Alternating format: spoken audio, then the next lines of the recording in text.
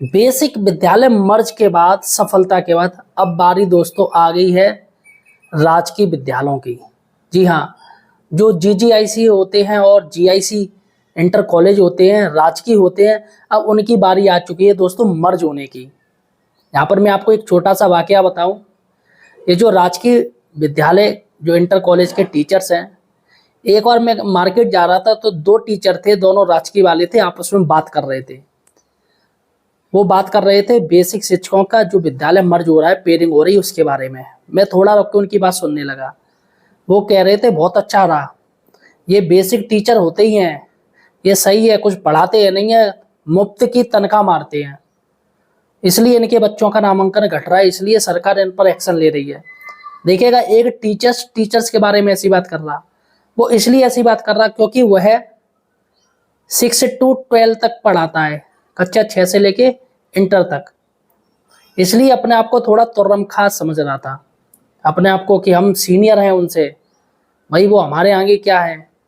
लेकिन राजकीय वाले ये भूल जाते हैं कि उनकी जो ज्वाइनिंग हुई थी वो मेरिट बेस पर हुई थी, शुरुआत में मेरिट बेस पर होती थी, और जबकि यहाँ पर जो होता था वो टेट के माध्यम से होता था।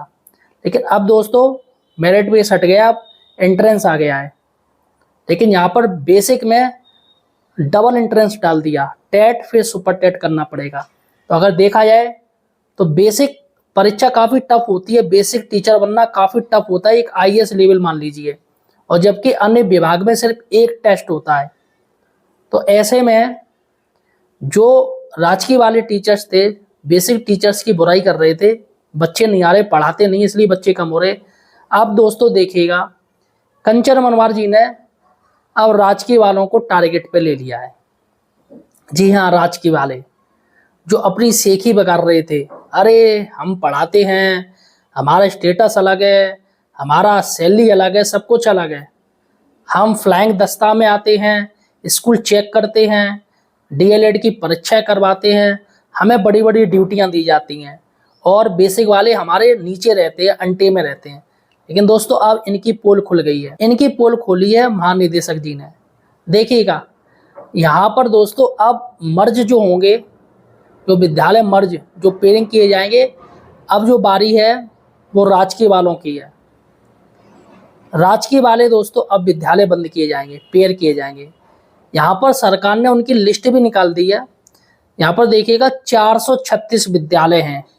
जी हाँ, 436 विद्यालय हैं जिनमें 50 से बच्चे कम हैं।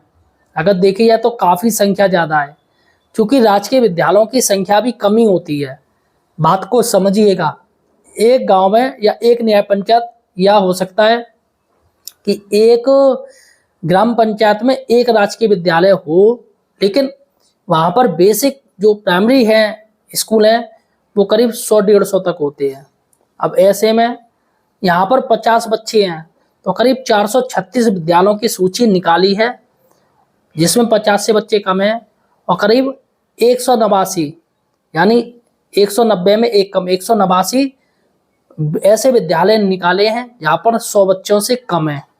तो यहाँ पर अब सीधी सी बात है कि राजकीय विद्यालयों की बारी आ गई है, और वह अपने बच्चे बढ़ाएं, उनको टाइम दिया गया है। सरकार ने एक मौका और दिया है कि आप अपने बच्चे बढ़ाइएगा, वरना मर्ज के लिए तैयार रहिएगा, क्योंकि मर्ज की जो तलवार है अब राजकीय विद्यालयों के ऊपर घूमने लगी है। और ये जो एक स्टेटस है ना, वो स्टेटस इनका सारा कुछ निकल जाएगा।